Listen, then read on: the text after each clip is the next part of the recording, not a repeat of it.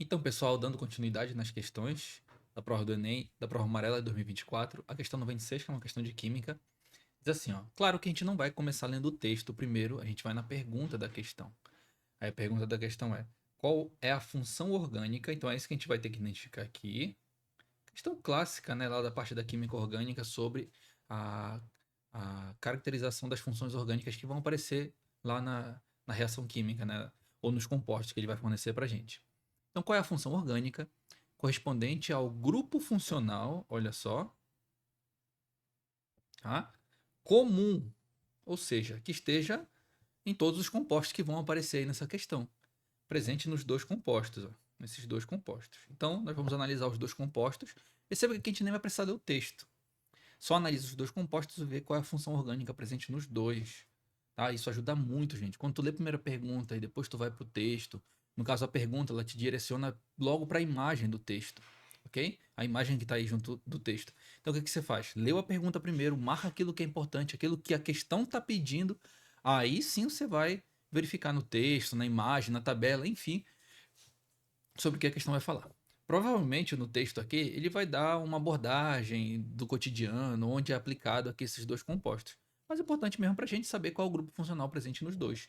Então aqui nós temos o seguinte: aqui em cima nós temos o grupo ácido carboxílico, vou colocar assim, ácido carboxílico, e aqui nós temos um.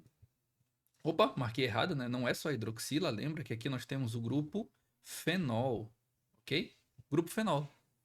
Enquanto que aqui nesse outro, no composto 2, nós temos esse grupo, que é o grupo cetona. Lembra que a cetona faz dupla ligação com oxigênio em carbono secundário. O que é um carbono secundário? Olha, esse carbono está ligado lá à cetona.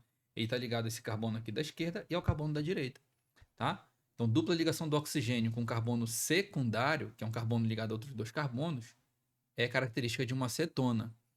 Se for um carbono primário, já é característica de um aldeído, tem que lembrar disso, ok?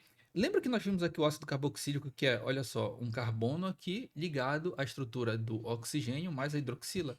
Eu posso representar isso de maneira condensada, é o que aparece, por exemplo, no composto 2. No composto 2 nós temos o carbono ligado a dois oxigênios e um hidrogênio, que é a representação condensada de também de um ácido carboxílico, aqui ó, ácido carboxílico, opa, carboxílico. Tá? Lembra que a pergunta da questão falou qual é o grupo funcional presente nos dois compostos. Nós temos aqui ácido carboxílico e ácido carboxílico. Perceba que nessa questão a gente não precisou ler o texto, tá?